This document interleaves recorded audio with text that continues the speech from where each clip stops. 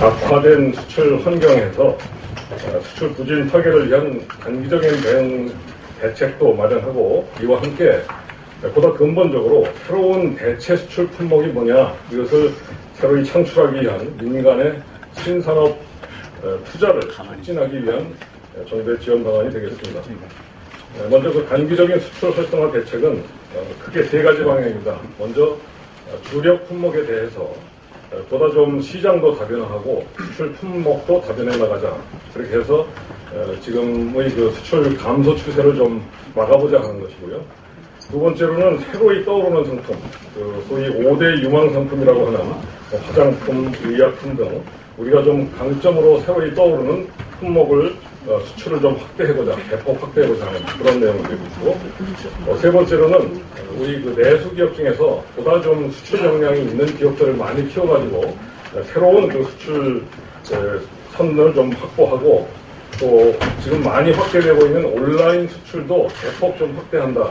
이런 그 세 가지 방향으로 추진할 예정이고요. 보다 근본적으로는 주력 수출 산업의 고도와 함께 새로운 대체 수출 품목을 찾는 이 작업을 해야 된다, 이런 말씀입니다. 그래서 이런 취지하에서 저희 산업부에서 지난 3개월 동안 경제단체와 또 직접 기업들을 접촉하고 또 각종 기업들과의 토론, 간담회 등을 통해서 수집한 결과 총 81개의 기업이 113개의 프로젝트에 44조 원을 향후 3년간 투자하겠다, 이렇게 계획을 밝혔고요. 또 이런 투자를 하는데 약 105가지의 그 애로사항을 또 동시에 저희에게 제출을 했습니다. 크게 이 애로를 분류해 본 결과 저희가 크게 세 가지 방향으로 분석을 했습니다. 첫째로는 규제입니다. 입지 규제, 환경 규제 등 각종 규제로 인해서 이런 투자를 하는데 애로가 있다는 것이 39건. 그 다음에 이 신산업이 되다 보니까 사업 영역이 기존의 영역과 일치하지 않고 두 분야가 겹치거나 또는 전혀 기존에 없던 영역이 나오는 경우도 있는데, 이런 경우에 도대체 어디서 인허가를 받고 인증을 받고 이런 것을 모르는 경우, 소위 이런 그 제도의 부재에서 오는 애로가 15건. 그 다음에 이 기업의 투자 성과를 조기에 가시화하기 위해서 R&D라든지 인력, 금융, 세제, 판로 등 각종 정부 지원을 해달라는 애로가 51건, 이렇게 애로를 제기를 했습니다. 이 해소 방안에 대해서는 뒤에서 다시 상세히 설명하겠습니다. 그리고 기업의 투자 분야를 저희가 본 결과 앞으로 우리나라의 그 먹거리는 크게 5개 분야로 나눌 수 있지 않느냐. 첫째로는 그 에너지 신산업 분야, 두 번째로는 신소재 분야, 예를 들어서 탄소 섬유와 같은, 또 고급 소비재, 화장품이라든지 의약품이라든지 이런 고급 소비재 부문, 네 번째는 바이오 헬스 부문, 다섯 번째는 ICT 제조 융합 부문입니다. 이 분야에 대해서 투자 계획과 애로사항은 뒷부분에서 다시 상세히 설명하겠습니다. 보도자료 3페이지입니다. 먼저 최근 수출 환경과 대응 방향에 대해서 말씀드리겠습니다. 최근 수출 감소세가 확대되고 있지만 이것은 우리나라뿐 아니고 전 세계가 공히 겪고 있는 이런 고통이라고 하겠습니다. 다만 이러한 그 현상이 세계 경제 둔화, 유가 하락 등 경기적인 요인하고 또 기존 주력 수출 품목의 경쟁력이 점차 떨어지고 있는 이런 구조적 요인이 복합적으로 작용하는 바람에 이것이 단시일 내에 반등되기는 상당히 좀 어렵다, 이렇게 판단을 하고 있습니다. 그럼에도 불구하고 일단 수출을 증대하기 위해서 이 산업통상자원부는 크게 5가지의 방향을 정했습니다. 첫째, 주력 품목에 대해서는 시장과 품목을 다변화할 수 있도록 해서 수출의 추가 감소화를 저지해보자. 두 번째, 5대 유망 소비재, 화장품, 의약품, 농산물, 패션 의류, 생활 유아 같은 이런 5대 유망 소비재에 대한 적극적인 수출 진흥 정책을 펼치고, 아울러서 새로이 떠오르고 있는 시장, 예를 들어서 최근에 문호가 열린 이란, 그 다음에 올림픽이 열리는 브라질, 이런 그 신규 유망 지역에 대해서 우리 품목 수출뿐 아니라 우리 대한민국이 좀 자랑스럽게 여기는 한류, 열풍을 결합을 해서 좀 수출을 늘려보자는 계획을 가지고 있습니다. 또한 그 내수만 하고 있던 중소 중견 기업을 수출 기업화해서 당초 3,000개 정도 이런 기업을 육성하고자 했던 것을 5,000개로 대폭 상향하고 기업 규모와 수출 수출 경험을 감안해서 이들 기업에 대해서 맞춤형 지원책을 실시하겠다는 얘기입니다. 또한 최근에 급격히 늘어나고 있는 온라인 수출에 대해서도 마케팅, 통관, 물류 이런 여러 가지 애로사항을 해소시켜서 온라인 수출을 대폭 확대하겠다는 계획입니다. 마지막으로 산업부 장관과 중기청장, 수출진흥 및 금융기관장들이 함께 수출 애로 현장을 바로 방문해서 현장에서 수출 애로사항을 모두 한꺼번에 해결해주자 하는 소위 수출 캐러반 제도를 3월부터 실시할 예정입니다. 이와 같은 단기적인 수출 대책과 함께 보다 근본적으로는 민간의 신산업 투자를 촉진해서 이제 새로운 대체 수출 품목을 발굴하는 일이 무엇보다 필요하다겠습니다. 그러한 민간의 신산업 투자 촉진 방안에 대해서 설명을 드리겠습니다. 4페이지에 표시되어 있다시피 저희 조사 결과 총 81개 기업이 신산업 부문 113개 프로젝트 44조 원을 향후 3년간 투자하겠다. 이런 투자 계획을 제출을 했습니다. 분야별로는 에너지 신산업의 42개 프로젝트 23조 8천억, ICT 융합 부문의 32개 프로젝트 14조 2천억, 바이오 헬스의 24개 2조 6천억, 신소재 9개의 1조 8천억, 고급 소비재 6개의 1조 4천억 등 구체적인 투자 계획을 제시를 했습니다. 이와 동시에 이러한 투자를 하는 데 있어서 앞서 말씀드렸다시피 애로사항을 제시를 했고요. 그런 애로사항을 크게 나누면은 사전 진입 규제, 즉 예를 들어서 비의료기관인 경우에 유전자 검사를 마음대로 이렇게 할 수가 없도록 되어 있습니다. 그런 자격 요건이나 또 입지 규제, 환경 규제 이런 각종 규제가 39건이 애로로 제시가 됐고 또 새로운 융합 신제품 같은 것이 나왔을 때 도대체 이것이 어디에 속하느냐, 예를 들어서 초소형 전기자동차가 나왔는데 이것이 자동차냐 아니면 새로운 형태냐, 여기 따라서 일반 도로를 주행할 수 있거나 없거나 이런 기준이 지금 없다. 이런 제도의 부재 문제가 15건. 그 다음에 이 정부 지원, 예를 들어서 융합 신제품이 나왔는데 일단 시장이 국내에 있어야 해외 진출도 하고 하는데 어디 팔 데가 없다. 이런 데에 대해서 공공수요를 좀 창출해달라. 이런 정부 지원에 대한 애로가 51건이 접수가 됐습니다. 이 3건의 애로사항에 대해서는 먼저 규제에 대해서는 저희가 지금까지 하는 방식을 다 뒤집어서 이 네거티브식 규제 심사를 하도록 할 예정입니다. 뒤에서 다시 설명을 드리겠고요. 그 다음에 융합 신제품에 대해서는 어느 분야에 속하는지 모르는 그레이존을 해소하고 또 시장을 진입을 빨리 할 수 있도록 패스트 트랙을 만들어주는 제도를 도입합니다. 그 다음에 정부 지원 부분에 있어서는 R&D, 인력, 판로, 금융세제 등 모든 정부 지원수단을 총동원해서 지원을 하겠다는 계획입니다. 5페이지부터 내용에 대해서 조금 더 상세히 설명을 드리겠습니다. 먼저 네거티브 방식의 규제 심사 제도입니다. 먼저 기업이 투자를 하는 데 있어서 애로가 있다고 제시한 이 애로 사항에 대해서 그중에 특히 규제 부분은 네거티브 방식으로 심사를 합니다.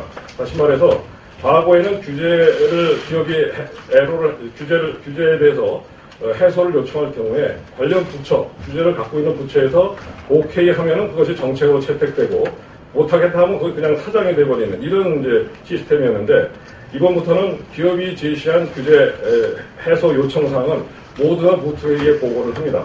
그래서 이거는 개선하는 걸 원칙으로 한다. 그리고 만일에 그 규제 담당 부처에서 이 규제는 꼭 존치를 해야겠다. 예를 들어서 국민의 안전이라든지 다른 목적상 이 규제는 도저히 풀 수가 없다고 하는 규제에 대해서는 그것을 민간이 주도하는 신산업투자위원회에서 심의를 합니다. 과거에는 이것이 이제 정부가 참여한 기관에서 심사를 했지만 이번에는 민간이 이 규제의 타당성에 대해서 심사를 하고 그 심사 결과 민간 이 투자심사위원회도 이것은 규제 조치가 필요하다고 인정이 된다면 그 경우에도 그 규제 조치 필요성에 대해서 차기 무투회의에서 규제를 담당하는 부처의 장관이 직접 소명을 하는 이런 프로세스를 마련했습니다. 다시 말해서 지금까지 규제 해소에 있어서 어떻게 보면 가불이 바뀌는 상황입니다. 규제를 원칙으로 하고 규제를 꼭 유지해야 되는 부처가 그걸 설명을 하는 이런 체제로 방식을 바꿔서 운영을 하도록 하겠습니다. 두 번째, 융합 신제품 신속 출시 지원 제도에 대해서는 새로운 제품에 대해서 규제가 어느 부처에서 속하는 건지 모르겠다. 예를 들어서 위그선 같은 경우는 배인지 아니면 비행기인지, 비행기면 국토교통부고 배면은 해수부라든지 뭐 이렇게 어디에 가서 이것을 도대체 인허가를 받고 또 인증을 받아야 되는가 이걸 모르는 경우가 굉장히 많습니다. 이런 경우에는 지금 정부가 추진하고 있는 규제 프리존 특별법에 이 그레이존 신청 접수를 위한 사무국을 설치를 합니다. 그래서 어느 부처가 명확하면 그 부처에서 검토하면 되는데 명확치 않은 경우에는 여러 부처가 관계되면 여러 부처의 의견을 취합해서 사무국에서 30일 내에 그 민원 제기 기업에게 통보를 하고 또 만일에 부처가 없다 그럴 경우에는 민관 합동으로 전문가들을 소집해서 의견을 정리해서 정부의 입장을 정리해서 역시 30일 내에 해소시키도록 하는 소위 그레이존 해소 프로세스를 만들도록 하겠습니다. 또 인증을 받고자 할 때 여러 부처 중에 어디 가서 인증을 받아야 할지 모르는 경우를 대비해서 국가기술표준 내에 대표 인증 대표 창구를 개설합니다. 다시 말해서 기존 부처에서 하는 것을 없애는 것이 아니고 국민들이 한 군데 가서 일단 신청을 해서 거기서 각 부처로 관할을 이게 나눠줄 수도 있고 또 부처가 어딘지 아는 경우에 또 그 부처에서도 접수를 받을 수가 있습니다. 다시 말해서 이것은 국민들이 어느 부처가 소속인지 모를 때 그때 이 통합 인증 창구에 가서 애로를 해서 인증에 대한 요청을 하면 그것을 맞는 부처를 찾아서 인증을 받을 수 있도록 지원해드리는 제도입니다. 다음, 국내에 인증 기준이 없다 하더라도 해외에서 공신력 있는 국제기구나 인증기구의 해외 인증을 받은 경우에는 그것이 공신력이 인정된다고 할 때는 국내에서 별도로 심사나 시험이나 검사를 하지 않고 바로 인증을 부여할 수 있도록 이렇게 시행하겠습니다. 또 R&D를 하고 나서 인증받는 기간까지 또 인증 기준을 만드느라고 오래 기간이 소요되니까 R&D 단계부터 인증 기준을 검토해서 신제품 출시와 동시에 인증 기준을 사용할 수 있도록 이렇게 운영하겠습니다. 그리고 R&D, 또 인력, 금융세제, 판로, 입지 등 이 모든 정부의 지원 분야에 있어서도 신산업에 대해서 집중 지원이 될 수 있도록 그 표에 서술되어 있는 것과 같은 지원 정책을 실시하겠습니다. 다음 분야별 지원 방안에 대해서 대표적인 사례를 말씀드리겠습니다. 여기에 있는 사례는 저희가 네거티브 시스템으로 규제나 지원 요청에 대해서 접수를 하는 것을 각 부처에서 이번 모트웨이를 계기로 확실하게 조치까지 내놓을 수 있었던 그런 부분을 설명해 드리는 거고요. 그 밖에 수용을 일단 하는데 앞으로 검토 수단을 좀 강구를 해서 추후에 발표하는 사항도 있습니다. 그래서 이번에 예시를 한 것들은 각 부처에서 언제까지 어떤 액션을 하겠다고 명확히 대답하는 경우를 대표적인 사례로 들은 것입니다. 먼저 에너지 신산업에 있어서는 에너지 프로슈머라고 지금까지 에너지는 소비만 해왔었는데 이것을 전기를 예를 들어 생산해서 신재생 에너지로 외부에 팔 수 있도록 소위 과거에는 이 전력 판매를 한전만 독점하고 있었는데 이제는 일반 개인들도 전기를 팔 수 있는 시스템을 바로 에너지 프로슈머라고 하는데 이런 거래 다양화를 위해서 지금까지는 옥상 같은 데 설치되어 있는 대형 태양광에서는 전기를 생산한 걸 가지고 자기가 쓰는 전기 요금을 상계할 수 있었는데 그게 10kW까지밖에 제한이 안 돼 있어서 그 이상의 용량을 가진 태양광 업체들은 자기가 쓰는 전기하고 상계가 안 됐습니다. 그래서 이번에 50kW까지 확대를 할 예정입니다. 또 이런 남는 전기를 판매할 때 과거에는 시장 가격만 받았던 것을 이제는 소위 신재생 발전 보상 REC라고 합니다. 이 REC까지 추가로 지급을 해서 수익성이 2배 이상 확대하도록 이렇게 조치를 할 예정입니다. 다음에 ESS 대규모 대용량 전기 저장 장치는 값이 비싸서 그걸 설치해서 투자비 해소하는데 굉장히 장기간이 소요되기 때문에 이 소비가 많이 촉진이 안 됐습니다. 따라서 공장이나 상가 등이 ESS를 사용해서 전기 소비를 줄이면 요금을 좀 대폭 할인해서 이 투자비 회수 기간을 한 절반 정도로 줄일 수도 있도록 이렇게 조치를 하겠습니다. 또 많은 기업들이 해외에 나가려고 하면 이 네임밸류도 없고 이 투자 규모도 작아서 해외 시장 진출이 어렵다는 애를 앞으로 이 정부와 공기업, 한전 등을 비롯한 공기업이 협의체를 구성해서 같이 외국에 진출하고 또 이런 신산업을 하다 보면은 소위 전기차나 스마트카를 하다 보면 완성차하고 배터리 업계, 통신업계, IT, 보험 등 각종 업계가 융합 작업을 해야 됩니다. 소위 이런 융합 얼라이언스를 출범을 시켜서 같이 비즈니스도 개발하고 또 기술도 개발하고 이런 시스템을 운영을 할 예정입니다. 두 번째, 신소재 부문에서는 9개 프로젝트 6조 8천억 투자 예정인데요. 예를 들면은 마그네슘으로 자동차 표면 처리할 때 폐수가 굉장히 많이 나오는데 이 처리 비용이 너무 많아서 이런 그 마그네슘의 신개발이 어렵다. 이 부분에 대해서는 환경부에서 또 환경개선 정책 자금을 저리 융자해주기로 이렇게 결정을 해줬습니다. 다음에 그 탄소 섬유를 가지고 그 CNG 용기라고 있습니다. 압축 그 가스 용기를 그동안 제작을 못하게 했는데 이번에 바로 이 제작을 허용해서 금년 6월부터는 이 탄소 섬유 복합재를 원료로 한 고압가스 이동 용기가 시장에 나올 예정입니다. 그럼 8페이지의 고급 소비재 부분은 우리나라의 그 고급 소비재를 개도국 중국을 비롯한 이런 그 국가에 수출하려고 할 때는 물류 인프라가 너무 열악해가지고 예를 들어서 냉동 창고라든지 냉동 이동차 같은 이런 인프라가 너무 부족해서 어렵다. 그래서 여기는 신선 농산물 콜드 체인을 만들어서 지원을 하고 또 비관세 장벽에 대해서는 그 한중 통상 채널을 조기 가동해서 이런 비관세 장벽을 해소하도록 하겠습니다. 또 그 소비재를 온라인으로 외국에 판매할 때 배송비가 그동안에 상당히 많이 들어서 비행기로 이제 그걸 운반하다 보니까 그런 애로가 있었습니다. 그래서 이것을 배로 하는 해상 우편 서비스를 지금까지는 산동선까지만 운영을 했었는데 중국 전역으로 확대해서 3월부터 운영할 예정입니다. 또 우체국에 가서 온라인으로 주문받은 물품을 해외로 배송하는 또 배송을 도와주는 전자상거래 전용 우편 서비스라는 게 이제 우정본부에 있었는데 이게 한 달에 20건 이상 하는 많이 사용하는 고객만 해주다 보니까 이제 그런 많은 애로가 있었습니다. 그래서 요 20건 이상이라는 그 제한을 풀어서 모든 고객이 사용할 수 있도록 이렇게 운영을 할 예정입니다. 다음 바이오 헬스 부분은 그동안에 이 신약을 개발하더라도 이것을 해외에 수출할 때 우리 국내 약가가 너무 낮아가지고 수출 단가 협상하는데 굉장히 우리가 애로를 많이 겪었습니다. 우리 기업들이. 그래서 보건복지부에서 3월에 글로벌 진출 신약에 대한 약가 우대 평가 기준을 마련하기로 했고 또 6월에는 바이오 의약품의 약가 산정 기준안을 마련할 예정입니다. 그래서 이를 통해서 의약품의 특성이나 개선 정도 등을 고려해서 약가에 반영할 수 있도록 이렇게 할 예정입니다. 또 그동안에 첨단 의료복합단지 내에서는 연구 개발만 하고 제품을 생산하지 못하도록 제한이 되어 있던 것을 이번에 규제를 해제해서 이 소규모 생산 시설은 설치해서 생산할 수 있도록 이렇게 조치를 했습니다.